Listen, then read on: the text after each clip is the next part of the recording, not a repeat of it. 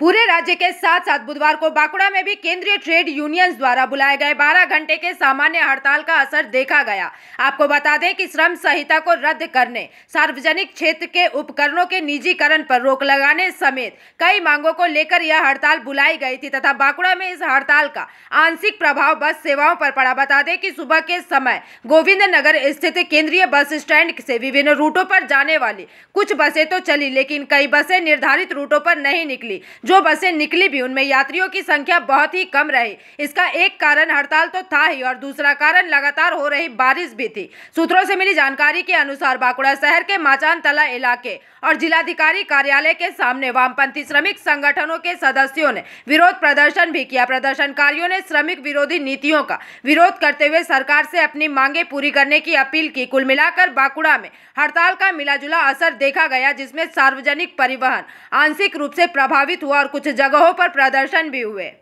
সকাল থেকে গোটা বেরিয়ে গেছে। আমরা 5টা তো আমি বেরিয়েছি, আমি মোটামুটি 6টার পর অ্যাটেন্ড করলাম, কিন্তু গাড়ি চলছে। গাড়ি না চলালে গাড়ি চলছে। কত গাড়ি চলে? কত এখানে মোটামুটি 400 450 উপরে গাড়ি আছে। কতগুলো গাড়ি বেরিয়েছে এখন পর্যন্ত? গোটা 5-6টা বেরিয়ে গেছে গাড়ি। 5-6টা বেরিয়েছে মাত্র। কি মনে হয় এই যে বন্ধ রেখেছে, বন্ধের কারণে কি গাড়ি বের হচ্ছে না? বন্ধের কারণে অনেকের রাস্তায় অঘটন ভয়, মানুষের তো অনেক সময় একটা রাস্তাঘাটে যদি কেউ আটকে যায় প্যাসেঞ্জারের তো অসুবিধা হবে, যে কারণে প্যাসেঞ্জারেরও অসুবিধা লক্ষ্য করেও অনেকে বেরোতে চাইছে না। ডিউটিতে সিকিউরিটি ডিউটি নাইটে এসেছি, জানি না তো যে বন্ধ বলে, যে সকালবেলায় জানলাম যে বন্ধ আছে, যে টোটো ধরে এলাম, এখানে দেখছি বাস চলবে না বলছে। কি করব, সমস্যার মধ্যেই আছি। প্রত্যেকদিন তো আসা যাওয়া করি। জানতেন আজকে বন্ধ আছে? না, আমি জানতাম না। এই যে বাস চলছে না, কি করবেন এখন এই বৃষ্টির মধ্যে? কি করব ভাবছি, এখান থেকে ট্রেনে যেতে হবে। দাঁড়িয়েছেন, কি দেখছেন? আমি আধ ঘন্টা ধরে দাঁড়িয়ে আছি। ঠিক আছে, বাস কি চলছে, বেরোচ্ছে? না না, বাস বেরোচ্ছে না। ঠিক আছে, আসছে কিন্তু বেরোচ্ছে না। কতটা সমস্যার সম্মুখীন হতে হলো?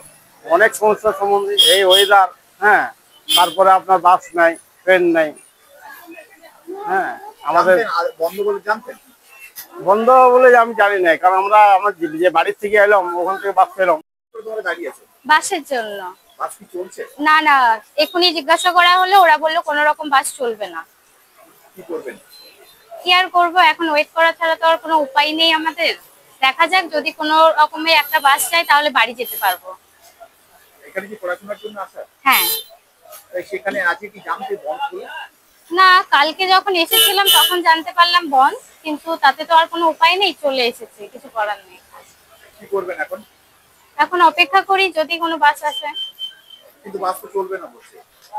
তাহলে আর কিছু করার নেই, অন্য কোনো। बांकुड़ा से अनुप रॉय की रिपोर्ट, PVTV न्यूज।